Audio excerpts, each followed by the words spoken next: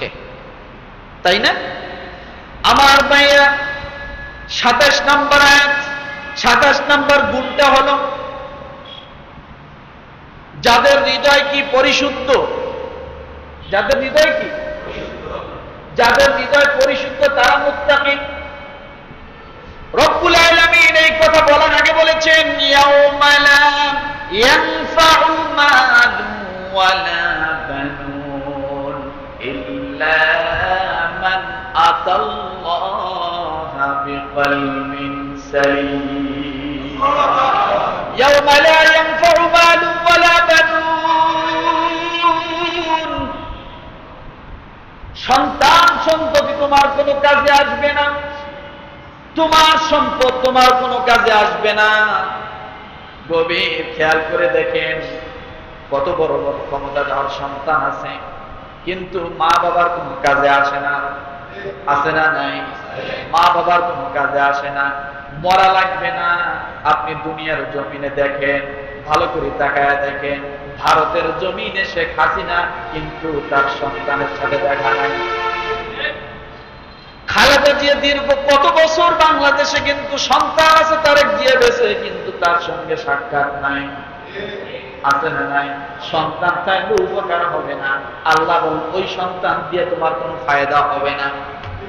শুধু তাই নয়, আল্লাহ বলেন ইয়াউমা লা তামলিকু নাফসুন লিনাফসিন শাইআ ওয়াল আমরু ইয়াউমা ইদিন লিল্লাহ।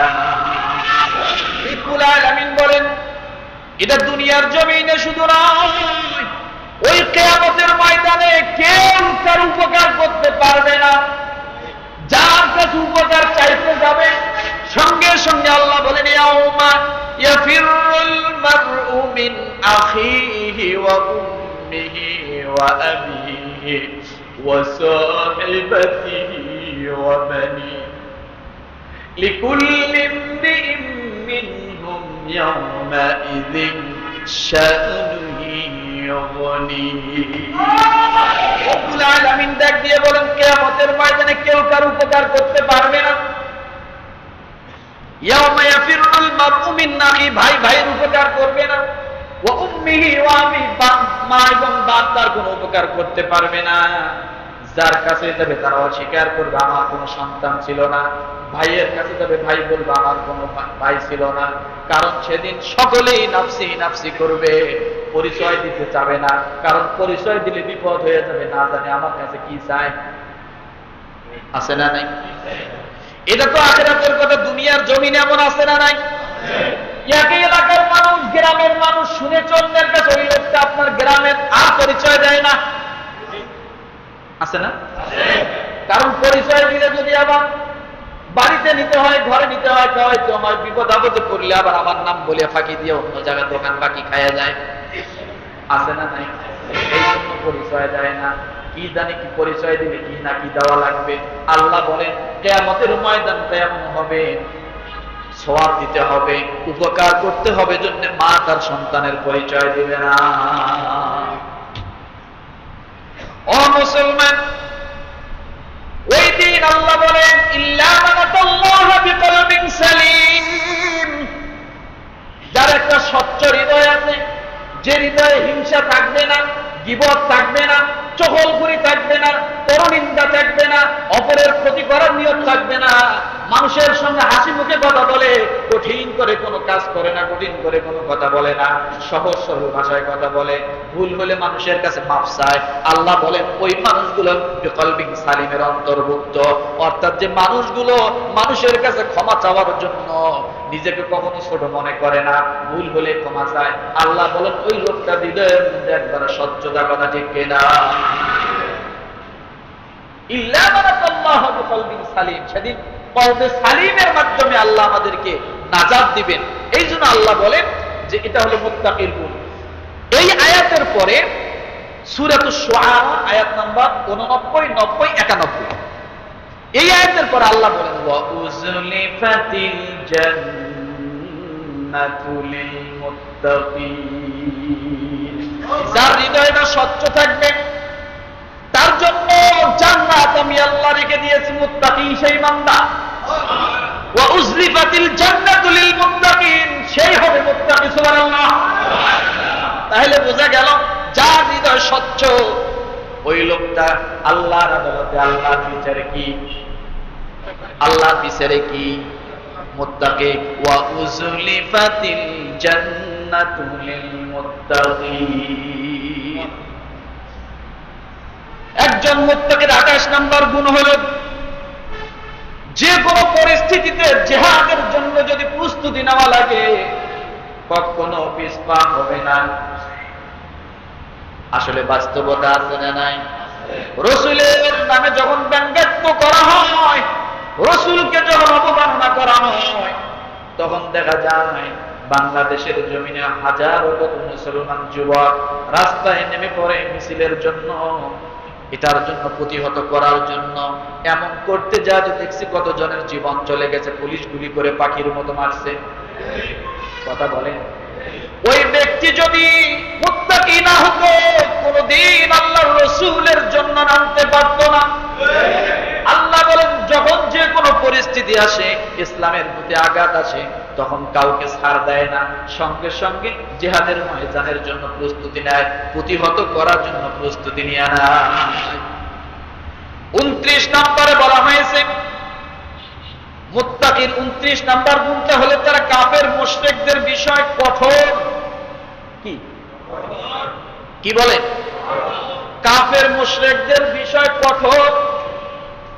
তারা যদি আল্লাহকে অবমাননা করে, রাসূলকে অবমাননা করে, ইসলাম আলেম ওলামা কোরআন কিতাবকে হাদিসকে যদি অবমাননা করে, তাহলে মুমিনের দায়িত্ব হলো, মুত্তাকির দায়িত্ব হলো কঠোর হওয়া। কি হওয়া বলেন? কঠোর হওয়া। সূরা তাওবা আয়াত নাম্বার 123 আল্লাহ ডাক দিয়ে বলেছেন, তোমরা যখন ইসলামের ভুলণ্ঠিত কোনো কিছু হয়, ইসলামের ক্ষতি হয়, তখন তোমরা কাফের মুশরিকদেরকে ছাড় দিও না, কঠোর হয়ে যাও, প্রাচীর হয়ে দাঁড়াও, যাতে তোমাদের হুঙ্কারে তারা নম্র হয়ে যায়। কিন্তু আমরা করি কি কাফেরের সঙ্গে হাত মিলাই? মিলাই কি মিলাই না? আমরা এটাও দেখেছি কাফেরদের সঙ্গে বলতে যায় কালিমা আমাদের জন্য নাকি কল্যাণ নিয়ে আসে, সে কথাও বলেছিলাম। শুধু তাই নয়, পূজার মণ্ডপের মধ্যে যায় আমরা সিঁদুর তিলক মারাইছিলাম, করা ঠিক না? এটা নাকি মুসলমান, এটা কোনদিন মুসলমান হতে পারে না। জাগো জাগো মুসলিম সেনা, ভাঙবে কবে তরুণী, জাগরত হয়ে দেখাও তুমি মরদে মুজাহিদ। ওরে মুসলিম তুমি ঘুমিয়ে পড়েছ, শয়তান ঢুকেছে মনে, ঈমান তোমার লুটে নিয়ে গেছে, দেখনি খেয়াল করে। কালকে বলিয়েন ঠিক বেড়ায় না মুখ দিয়ে, যে একেবারে পানি খায় না। রাগ করলেন নাকি? কালকে রাত্রে খানিক চিল্লাই আসছি আশুলিয়া, তারপরও চিল্লাইতেছি, আর আপনাদের গলায় ওঠে। ও মুসলমান, তাহলে মুত্তাকির 29 নাম্বার গুণ হলো সব সময় কাফের মুশরিকদের বিষয় কি থাকবে? ইসলামের খাতিরে তাদের সঙ্গে কোনো আপোষ চলবে না। কি চলবে না? ইসলামের খাতিরে তাদের সঙ্গে কোনো আপোষ চলবে না। 30 নাম্বার, যারা স্ত্রী সন্তানের জন্য দোয়া করে। কি করে বলেন? যারা স্ত্রী সন্তানের জন্য দোয়া করে তারা মুত্তাকি। তারা কি? যারা স্ত্রী সন্তানের জন্য দোয়া করে তারা মুত্তাকি। কে বলেছে কথা? আর আমরা স্ত্রী সন্তানের জন্য দোয়া করি, আছে না নাই? জোরে বলেন। সব সহ্য হয়, স্ত্রী সন্তান সহ্য হয় না, আছে না নাই? জোরে বলেন। আল্লাহ বলেন ওয়াল্লাযীনা ইয়াকুলুনা রাব্বানা হাব লানা মিন আজওয়াজিনা ওয়া যুররিয়াতিনা কুররাতা আ'য়ুনিন ওয়াজ'আলনা লিল মুত্তাকিনা ইমামা। জোরে বলেন। সূরাতুল ফুরকান আয়াত নাম্বার 74 কত? জোরে, আরো জোরে। সূরা ফুরকান আয়াত নাম্বার 74 আল্লাহ বলেন ওয়াল্লাযীনা ইয়াকুলুনা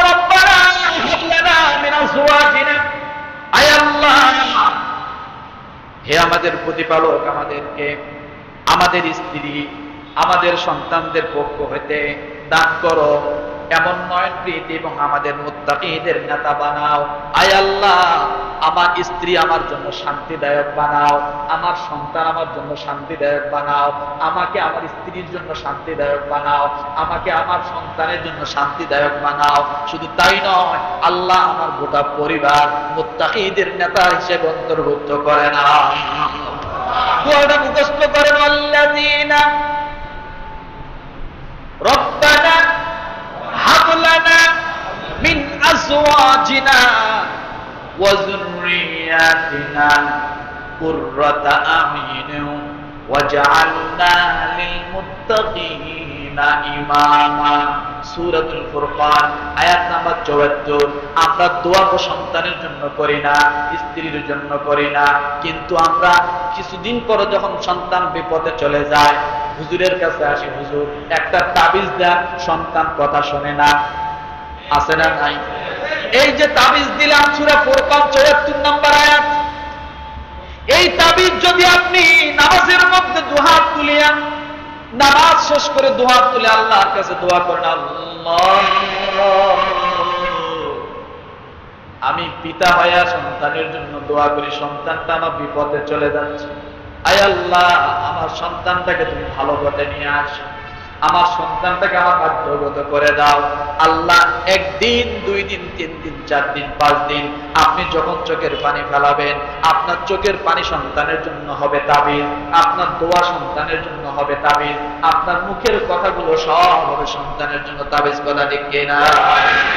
তাহলে মুত্তাকির গুণ হলো সন্তানের জন্য দোয়া করা, স্ত্রীর জন্য দোয়া করা, স্ত্রী স্বামীর জন্য দোয়া করা, সন্তান পিতার জন্য দোয়া করা। এরপরে পিতা যখন দুনিয়াতে থাকবে না, আল্লাহ ডাক দিয়ে বলেন, রে সন্তানেরা তোমার পিতা দুনিয়ার মধ্যে নাই, কিন্তু আমি আল্লাহ দোয়া তোমাদের জন্য বন্ধ করে নাই। রব্বির রাহমহুমা কামা রব্বায়ানি সগীরা, রব্বির রাহমহুমা কামা রব্বায়ানি সগীরা। আল্লাহ বলে, বান্দারে দুনিয়ার জমিনে বাবা বেঁচে থাকার জন্য দোয়া, রব্বানা ওয়াজআলনা মুসলিমাইন লাকা ওয়া মিন যুররিয়াতিনা উম্মাতান মুসলিমাতান লাক। নবী ইব্রাহিম দোয়া শিখিয়ে দিয়েছেন, ওয়া আরিনা মানাসিকানা ওয়া তুব আলাইনা ইন্নাকা আনতাত তাওয়াবুর রহিম। আবার সন্তানকে আল্লাহ দোয়া শিখিয়ে দিতেছেন। পিতা সন্তানের জন্য দোয়া করে, সন্তান পিতার জন্য দোয়া করে। আল্লাহ ডাক দিয়ে বলে, বাবা নাই তাই কি হয়েছে, কিন্তু আমি আল্লাহ দোয়া বন্ধ করি নাই, দোয়া তোমার জন্য জারি করে দিয়েছি। আছে না নাই? তাহলে স্ত্রী সন্তানের জন্য দোয়া করা 30 নাম্বার গেল মুত্তাকির গুণ। 31 নিজেরা মুত্তাকি হওয়ার জন্য দোয়া করবে, আল্লাহর কাছে চাই নিতে হবে, সব সময় আল্লাহর কাছে চাইতে হবে, আল্লাহ আমাকে মুত্তাকি বানাও। কি বানাও? আমাকে মুত্তাকি বানাও, আমাকে সালেহ বানাও, আমাকে আমলদারি বানাও, আমাকে ইবাদত গুজার বানাও। আপনার দোয়া আপনার জন্য কাজে লাগবে। কথা ঠিক কিনা? 32 নাম্বার কথা হলো, অহংকার করা যাবে না। মুত্তাকি যে হবে কোনোদিন সে অহংকারী হতে পারে না। মুত্তাকি যে হবে, ঘুমাচ্ছেন মনে হয়? 32 নাম্বার গুণ, মুত্তাকি যে হবে তার কি থাকবে না? অহংকার থাকবে না। আর অহংকার যারাই করে তারাই কিন্তু জমিনে ফাসাদ সৃষ্টি করে। এ দুনিয়ার জমিনে সব ফাসাদকারীকে আল্লাহ অহংকারী বলেছে, যেটা আমরা গত 3 মাস আগেও দেখলাম। এই মহিলার কত অহংকার ছিল, ছিল না? কত অহংকার ছিল। 15 বছর অহংকার করতে করতে সে এক পর্যায়ে দেখেন নিজেকে নিজে ধ্বংসের দিকে ঠেলে নিয়ে এসেছে। কি অহংকার! আমি অমুকের মেয়ে, আমি এই, আমি সেই। ছিল না? অহংকার কম ছিল। আল্লাহ চোখে আঙ্গুল দিয়ে আপনাদের জন্য দেখাইলেন যে দেখো আমি যে নমরুদের কথা কোরআনে বলেছি ফেরাউনের কথা কিছুটা হলেও তোমরা অনুভব করো।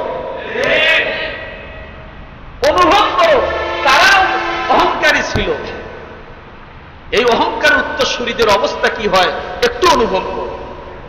কে বলছে এই কথা? আল্লাহ বলতেছেন, এই জন্য উপদেশ কোরআন। আমার ভাইরা, তাহলে বুঝলাম মুত্তাকির 32 নম্বর গুণটা হবে সে কখনো অহংকারের মাধ্যমে জমিনে ফাসাদ সৃষ্টি করবে না, ঝামেলা জড়াবে না। যেখানে ঝামেলা দেখবে নিজেকে আড়াল করবে। কথা বোঝেন নাই মনে হয়? নিজেকে আড়াল করবে, ফাসাদ সৃষ্টি করবে না। এরপরে 33 নম্বর হলো ফাসাদ সৃষ্টি করবে না। 32 নম্বরটা ছিল অহংকার করবে না। 34 নম্বর আল্লাহ যে নিদর্শনগুলির উপর ঈমান রাখে, আল্লাহ তাআলা যত নিদর্শন দিয়েছে সব নিদর্শনগুলোর উপরে মুত্তাকি কি করবে? ঈমান রাখবে। কি রাখবে বলেন? মুত্তাকি ঈমান রাখবে সব নিদর্শনগুলিতে। আসমানের দিকে তাকাবে, আসমান আল্লাহ সৃষ্টি করেছেন বিনা খুঁটিতে। জমিনের দিকে তাকাবে, জমিন সৃষ্টি করেছেন আল্লাহ মানুষের উপকারের জন্য। এগুলা নিদর্শন দেখবে। আর বান্দা আল্লাহ যদি ঈমান আনবে, আল্লাহ শুকরিয়া আদায় করবে। লা ইন শাকারতুম লা আযীদান্নাকুম ওয়া লা ইন কাফারতুম ইন্না আযাবি লাশাদীদ। আল্লাহ বলে, বান্দা তুমি যদি শুকরিয়া আদায় করো আমি আল্লাহ তোমার জন্য নিয়ামত বাড়ায় দিব। আর তুমি যদি কুফরি করো, অস্বীকার করো, আমি আল্লাহর নিয়ামত অস্বীকার করো, আসমান আমি সৃষ্টি করেছি অস্বীকার করো, ডাব গাছে পানি দেয় আমি আল্লাহ অস্বীকার করো, গরুর বাড়ের মধ্যে দুধ দেয় আমি আল্লাহ অস্বীকার করো, তাইলে আল্লাহ বলেন ইন্না আযাবি লাশাদীদ, অবশ্যই তোমার জন্য শক্ত আযাবের ব্যবস্থা। নাউজুবিল্লাহ। বাড়িতে যায় তো কষ্ট হচ্ছে নাকি? ও মুসলমান, এই জন্য আল্লাহ পাকের সমস্ত নিদর্শনের প্রতি ঈমান আনতে হবে। শুধু ইলিশ মাছ খাবেন আর ঢেকুর দিয়ে শেষ করে দিবেন তাই নয়। ইলিশ মাছটা যখন খাবেন, স্বাদটা যখন অনুভব করবেন, আলহামদুলিল্লাহি রাব্বিল আলামিন। যেদিন থেকে ইলিশ মাছের প্রতি শুকরিয়া আদায়, খাওয়ার পরে আল্লাহর শুকরিয়া আদায় বন্ধ হয়েছে, ওদিন থেকে ইলিশ মাছের দাম বাড়তেই আছে। বুঝেন নাই কথাটা? ইলিশ মাছ খাওয়ার পরে যেদিন থেকে শুকরিয়া আদায়, কথা বলে না, বন্ধ হয়েছে, সেদিন থেকে দাম বাড়া শুরু হয়েছে। আগের মানুষগুলো ইলিশ মাছ খাইতো, যেদিন থেকে শুকরিয়া বন্ধ হয়েছে সেদিন থেকে ইলিশের বন্ধ শেষ হয়েছে। আগে এক বাড়িতে ইলিশ রান্না করলে 5 বাড়ির খবর পাইত। এই বাড়িতে ইলিশ রান্না হয়, যার খেতে মন চায় কিনতে পারতো না, তারাও যাবে বাড়ির আশপাশ ঘোরাঘুরি করতো, অন্তত মুখ দিয়ে খাইতে না পারলো নাক দিয়ে নিয়ে মনটা ভরায় যায়। কিন্তু এখন 5 কেজি ইলিশ মাছ যদি রান্না করেন, এক পিসের যে ঘেরান ছিল সেটাও না। কথা বুঝেন? এই জন্য আল্লাহ বলেন লা ইন শাকারতুম লা আযীদান্নাকুম ওয়া লা ইন কাফারতুম ইন্না আযাবি লাশাদীদ। সূরা যুখরুফ আয়াত নম্বর 69। আল্লাহ তাআলা এই আয়াতের আলোকে আরেকটি বলেন 35 নম্বর মুত্তাকির গুণ, যারা আত্মসমর্পণকারী অনুগত বান্দা, আল্লাযীনা আমানু বিআয়াতিনা ওয়া কানু মুসলিমিন।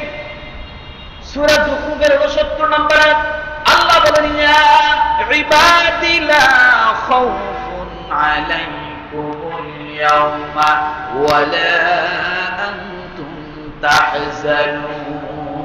আল্লাহ বলে, বান্দারে, ও আমার বান্দারা, তোমাদের কোনো ভয় নাই, তোমাদের কোনো চিন্তা নাই।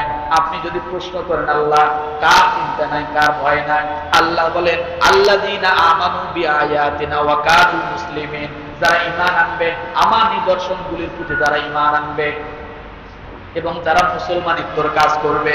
মুসলমানের কাজ হলো নামাজ পড়া, মুসলমানের কাজ হলো হজ করা, মুসলমানের কাজ হলো যাকাত দেওয়া, মুসলমানের কাজ হলো একজনকে সালাম দেবে, মুসলমানের কাজ হলো একজনের দুঃখের পাশে আরেকজন দাঁড়াবে, মুসলমানের কাজ হলো মানুষের সবসময় ভালো চাবে, মুসলমানের কাজ হলো লেনদেন ঠিক রাখা, মুসলমানের কাজ হলো মানুষের উপকার করা, আছে না নাই?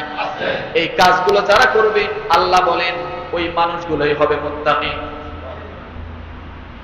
এরপর আল্লাহ বলেন উদখুলুল জান্নাতা আনতুম ওয়া আযওয়াজুকুম তুহবারুন। আল্লাহ বলেন এই দুই কাজ যারা করবে, মুসলমানিত্ব বজায় রাখবে, আল্লাহ বলেন উদখুলুল জান্নাতা আনতুম ওয়া আযওয়াজুকুম, ও বান্দা আমি আল্লাহ তোমাকে জান্নাত দিব।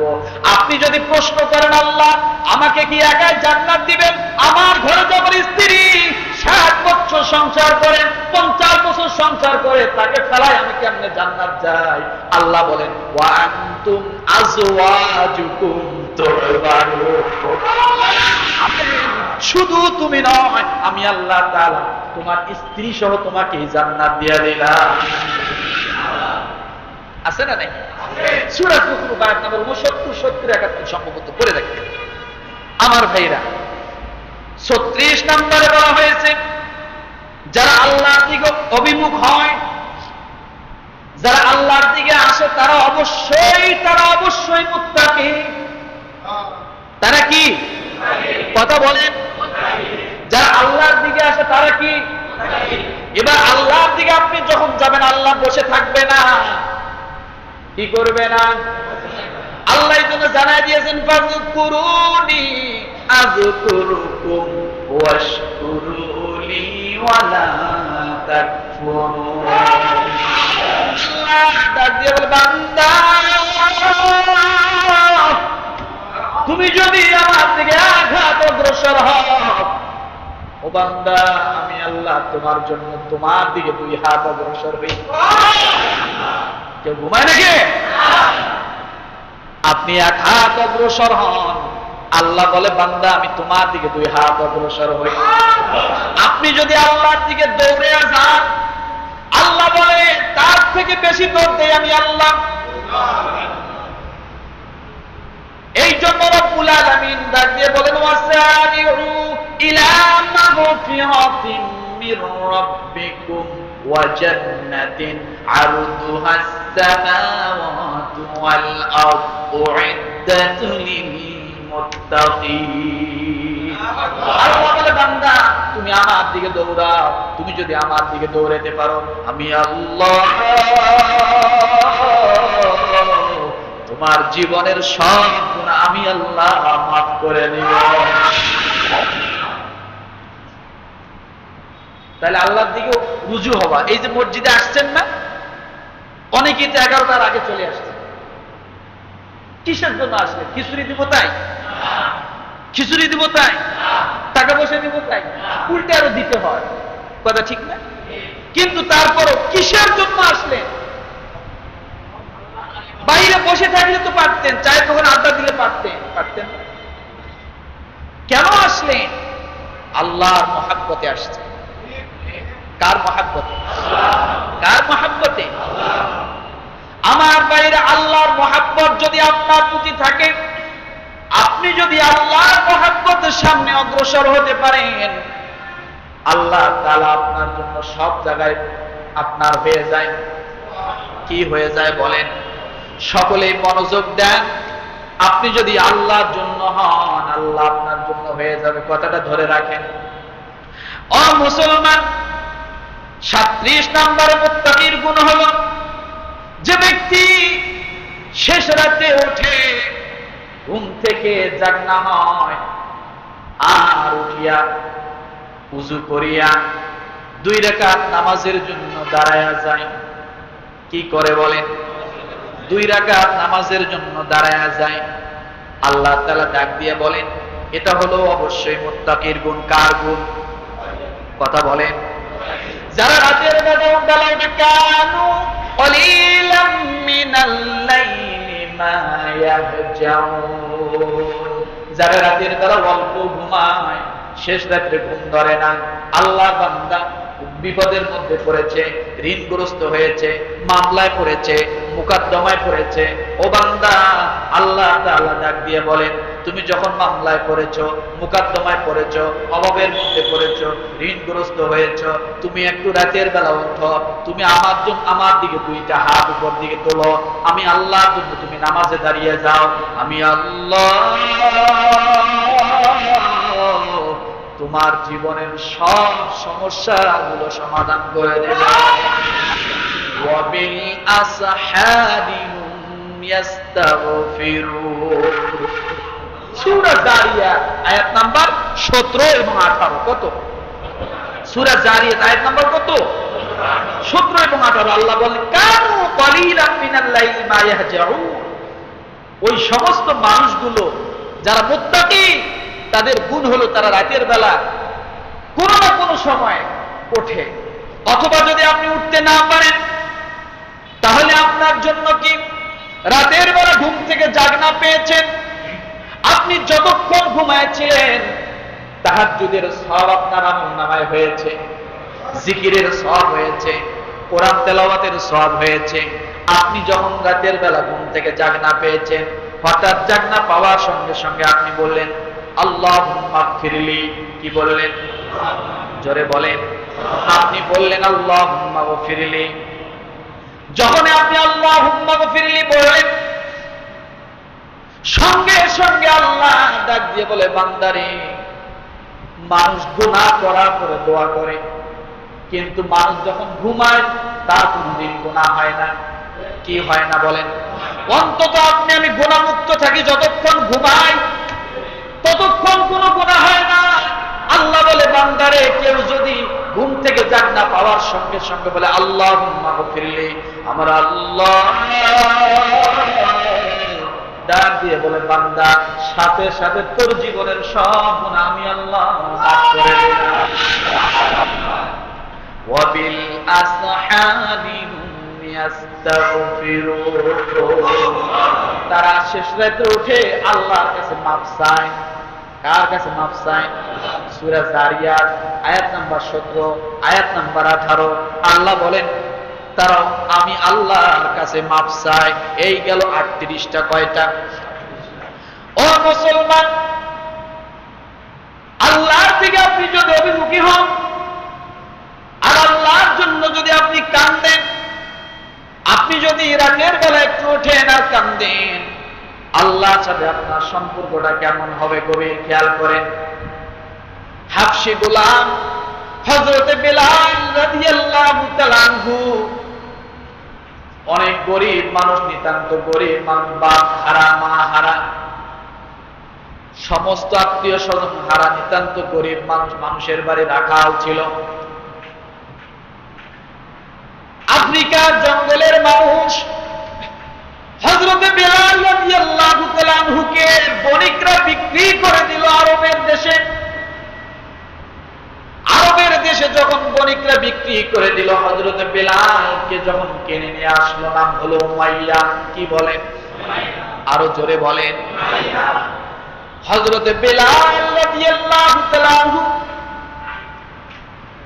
তাকে যখন উমাইয়া কিনে নিয়ে আসলো, আসার পরে যখন হযরতে বেলাল মানুষের কানে কানে শুনতে পেল মুহাম্মদ নামে একজন নবী আসবে, মুহাম্মদ নামে একজন নবী হবে, তার গুণ কীর্তন শুনেছে মানুষের মুখে, হযরতে বেলাল রাদিয়াল্লাহু তাআলা আনহু মুহাম্মদ নামটা শোনার সঙ্গে সঙ্গে মনের মধ্যে কে যেন একটা ধাক্কা দেয়।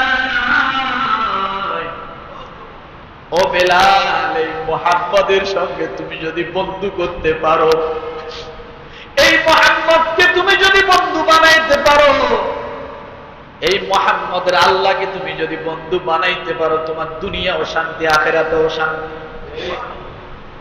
আমার ভাইরা, মুহাম্মদুর রাসূলুল্লাহ সাল্লাল্লাহু আলাইহি ওয়াসাল্লাম নামটা মানুষের মুখে মুখে শোনে, সেখান থেকে ঈমান গ্রহণ করে নিল। উমাইয়া বিভিন্ন রাখালগিরি করে, ছাগল চড়ায়, বকরি চড়ায়, ক্ষেত খামারে পানি দেয়। হযরতে বেলাল রাদিয়াল্লাহু তাআলা আনহু একদিন বেগুন খেতে পানি দেয়।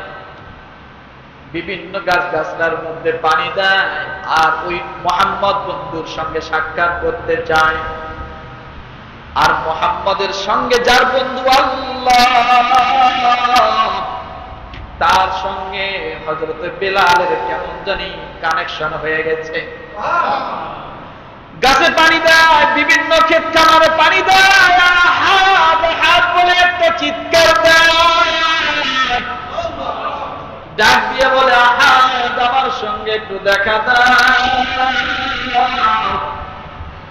আহাদ আহাদ বলে যখন বারবার কান্দে আর কান্দে, কারণ বাবা হারিয়েছি, মাকে হারিয়েছি, আত্মীয় স্বজন দেশ ত্যাগ করেছি, উমাইয়ার ঘরে বিক্রি হয়েছে। একদিন হঠাৎ করে উমাইয়ার কানের মধ্যে হাত শব্দ গেল, ডাক দিয়ে বলে রে বেলাল, আহাদ আহাদ বলে তুমি কাকে ডাকো, কার নাম তুমি জপো?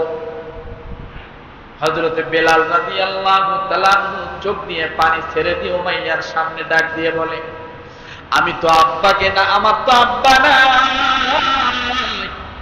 আমার তো মা নাই, আমার আত্মীয় স্বজন আপনার এই মদিনার মধ্যে, এই আরবের মধ্যে কেউ নাই, কিন্তু আমি এমন একজন বন্ধু পেয়েছি যাকে আমি দেখি নাই, কিন্তু নামটা নিলে সব হৃদয় ভরে যায়। আমি তার নাম নিলে বাবার কথা ভুলে যাই, আমি আহাদ নামটা নিলে মার কথা ভুলে যাই, আমি আহাদ নামটা নিলে আমার সব কষ্ট ভুলে যাই, আমি আহাদ নামটা নিলে সব সংকীর্ণ ভুলে যাই, আমি আহাদ নামটা নিলে একাত্মতাটা আমার কেটে যায়। উমাইয়া জড়ায় চাপ দিয়ে ধরলো, ডাক দিয়ে বলল রে বেলাল, ওই আহাদটা কে, আহাদটা কে? হযরতে বেলাল রাদিয়াল্লাহু তাআলা বললেন, আপনাকে যিনি সৃষ্টি করেছেন, আমাকে যিনি সৃষ্টি করেছেন, তার নাম আহাদ, তার নাম আহাদ। আপনারা 360টার পূজা করেন, আমি একজনের পূজা করি, আমি তার পূজা করি, তার নাম আল্লাহ।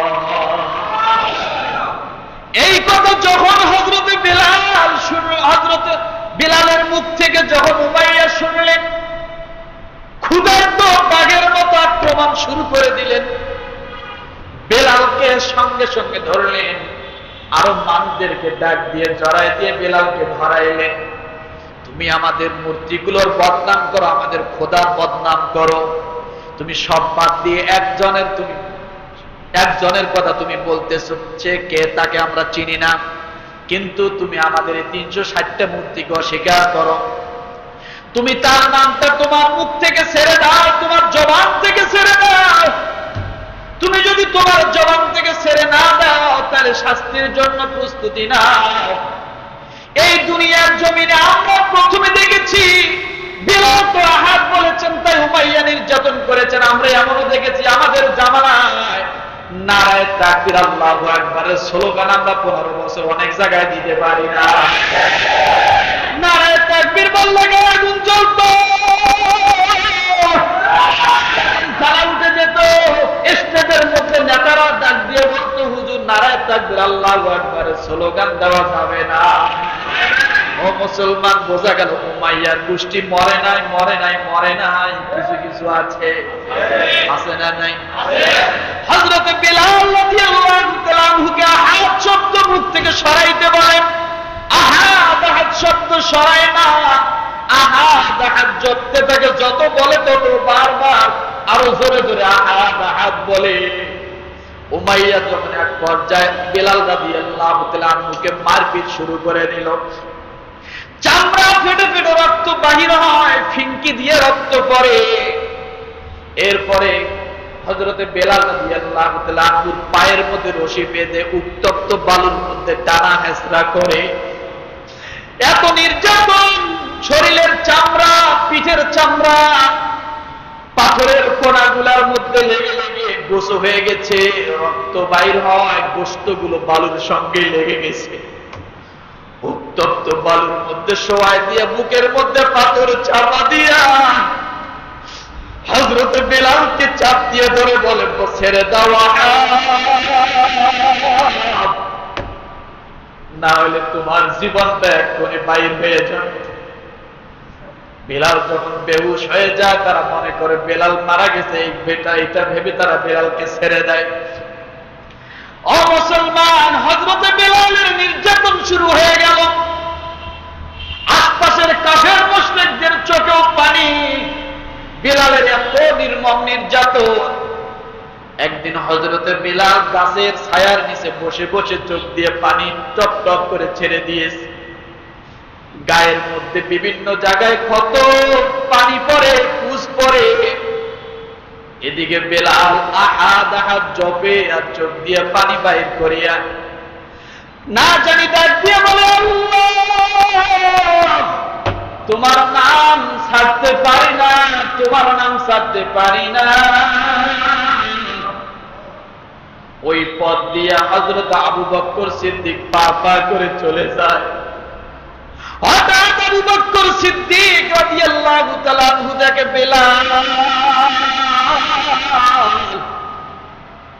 একটা পাগলের ভেসে উস্কো খিস্কো চেহারা নিয়ে গাছের নিচে বসে গাছে হেলান দিয়ে চোখে দিয়ে পানি ছেড়ে দেয়। আর সে মনে মনে বলতে থাকে, আব্বা হারিয়েছি, মাকে হারিয়েছি, আমার পক্ষে কথা বলার মতো একজন আরবের মধ্যে কেউ নাই। হযরত আবু বকর সিদ্দিক রাদিয়াল্লাহু তাআলা আনহু ডাক দিয়ে বলে, বেলাল, তোমার এই অবস্থা কেন, কি হয়েছে তোমার? এবার আবু বকর সিদ্দিক রাদিয়াল্লাহু তাআলা আনহুকে দেখে বেলাল ভয় পেয়ে গেল। মনের কথাটা বেলাল বলতে পারছে না।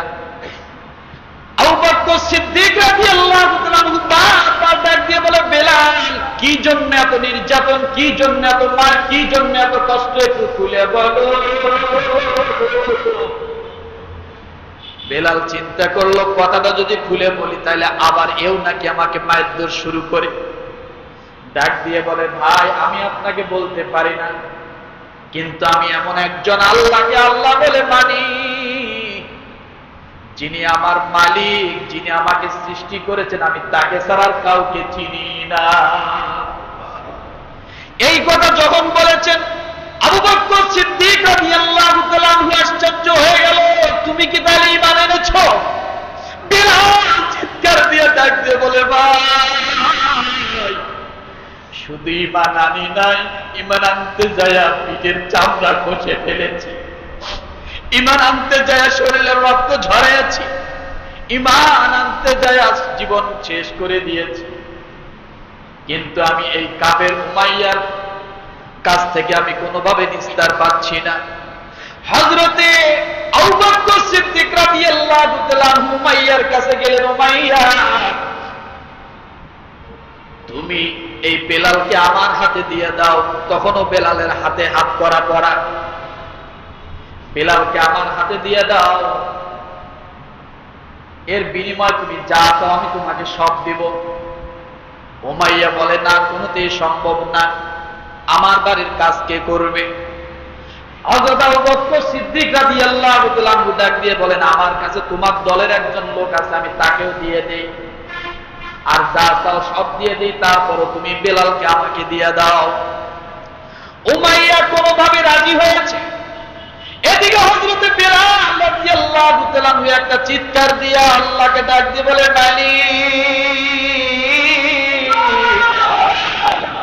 যে কোনো শর্তেই হোক উমাইয়া তো তার থেকে আমাকে ছেড়ে দেওয়ার রাজি হয়েছে, কিন্তু আল্লাহ, আমি উমাইয়ার কাছ থেকে ছাড় পেতে চাই, কিন্তু আমি তোমাকে ছাড়তে চাই না।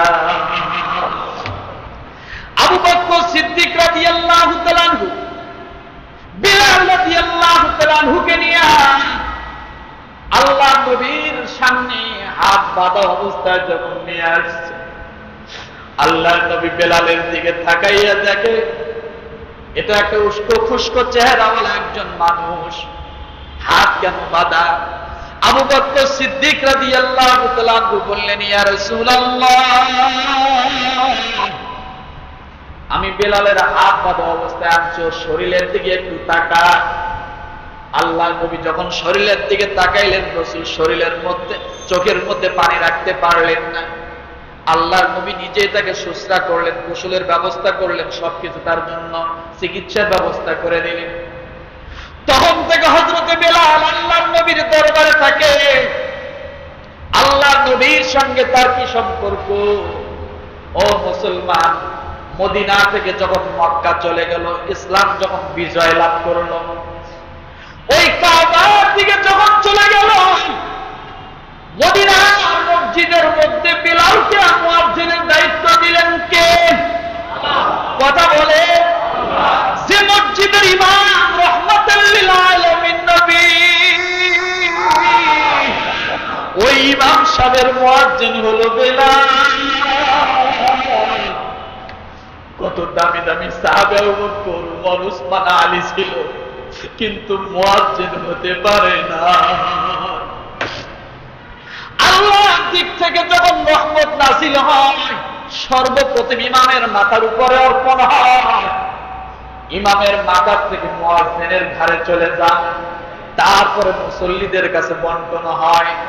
আল্লাহর নবীর উপর রহমত নাযিল হয়, তারপরে বেলালের ঘাড়ে চলে যায়।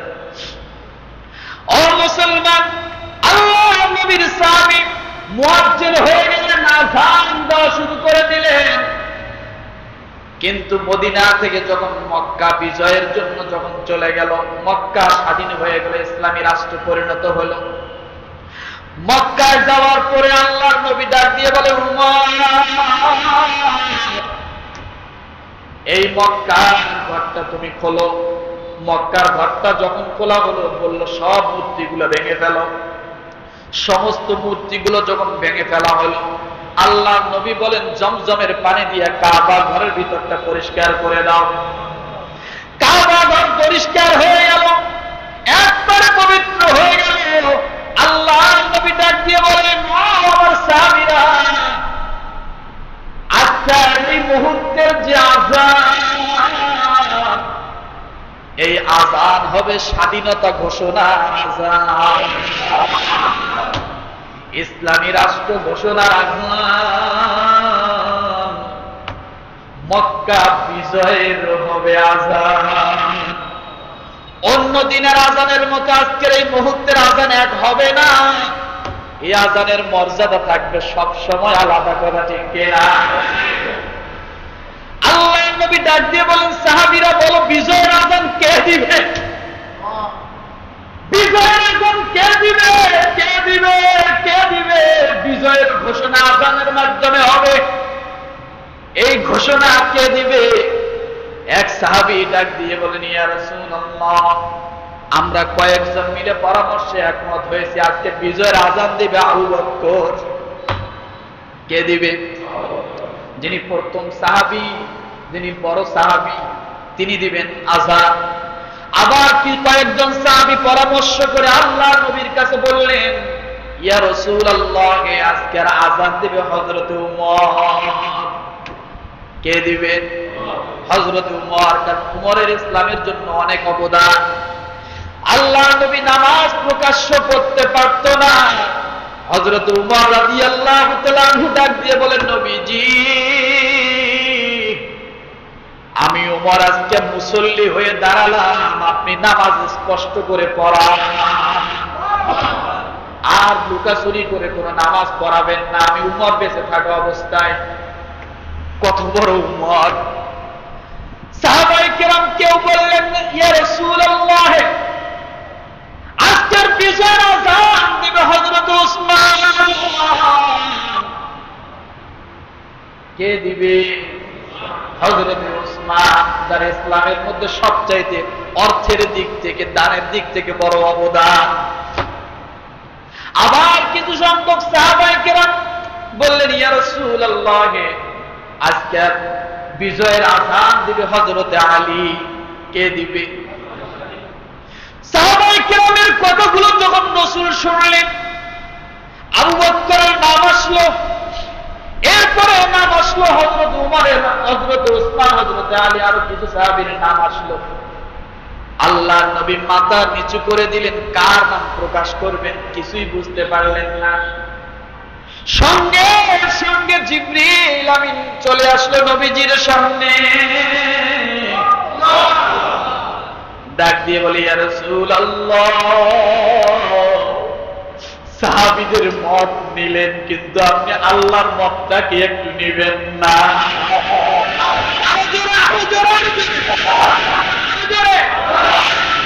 ইয়া রাসূলুল্লাহ, আপনি সাহাবীদের কাছ থেকে মত দিলেন, কেউ বললেন আবু বকর, কেউ বললেন ওমর, কেউ বললেন উসমান, কিন্তু এই পরামর্শের মধ্যে আল্লাহ যুক্ত থাকতে চায়। আল্লাহ একটা নাম আপনার সামনে দিতে চায়। আরো জোরে বলেন, আল্লাহ একটা নাম দিতে চায়। দেখেন এই নামটা রাখা যায় কিনা। আল্লাহ আল্লাহ আল্লাহ। জিবরাইল আলাইহিস সালাম ডাক দিয়ে বলেন, ইয়া রাসূলুল্লাহ, এই আবু বকর, উমর, উসমান, আলীর নামের সঙ্গে আমার আল্লাহ একটা নাম দিয়েছে, তার নাম হলো হযরত বেলাল। আল্লাহর পছন্দ হলো হযরত বেলাল। আজকে বিজয়ের আযান দেবে, আল্লাহু আকবার। আজকে বিজয়ের আযান দেবে হযরত বেলাল। কেন বললাম? বেলালের বাড়ি ছিল না, ঘর ছিল না, জায়গা ছিল না, জমি ছিল না, বংশ মর্যাদা কিছু ছিল না, কিন্তু আল্লাহর বন্ধু কেমনে হয়েছে? আল্লাহ বলেছেন, ইন্নাহুম লা ইউগনু আনকা মিনাল্লাহি শাইআ ওয়া ইন্নাজ জালিমিনা বা'দুহুম আউলিয়াউ বা'দ ওয়াল্লাহু ওয়ালিয়ুল মুত্তাকিন। আমি মুত্তাকির বন্ধু কেমনে হই তোমরা দেখো। আল্লাহ ঘোষণা করলেন, নবীজি আজকে বিজয়ের আযান দিবে হযরত বেলাল। আমার ভাইরা ভালো করে শোনেন, বেলালকে আল্লাহ কত পছন্দ করে। মুত্তাকি হলে আল্লাহর কাছে কত প্রিয় হওয়া যায়।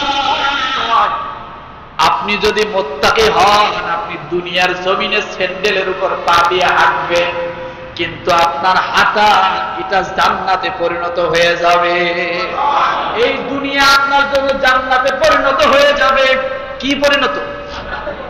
এই দুনিয়া আপনার জন্য জান্নাতে পরিণত হয়ে যাবে। আল্লাহ নবী জান্নাতের মধ্যে ভ্রমণ করেন মেরাজের রজনীতে, জান্নাত দেখার জন্য গেছেন।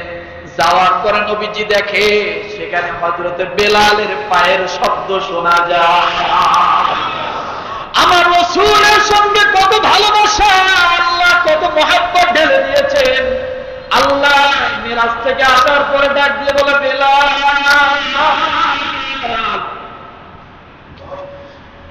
তুমি আমার পিছ ছাড়তেছো না কেন? তুমি আমার পিছ ছাড়ো না কেন? বেলাল বলি, ইয়া রাসূলুল্লাহ, কিছুই বুঝলাম না আপনার কথা।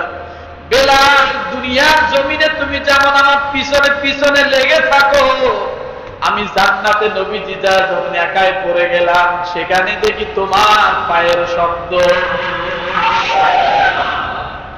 ও মুসলমান, নবীর সঙ্গে বেলালের কত ভালোবাসা।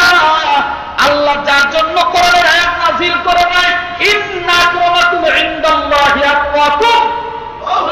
আল্লাহ বলেন, যার তাকওয়া আছে আমি আল্লাহর কাছে সে সম্মানী। কি বলেন?